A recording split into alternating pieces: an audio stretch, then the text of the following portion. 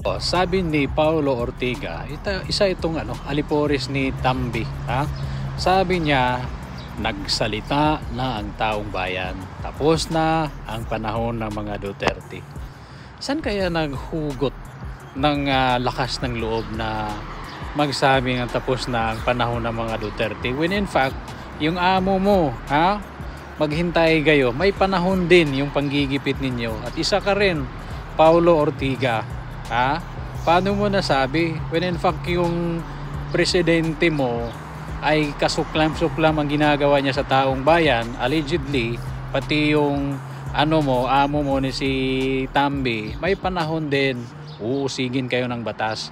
Makakapangurakot, makapagnakaw man kayo, pero ang batas at batas ng Diyos, hindi kayo tatantanan, hahabulin kayo.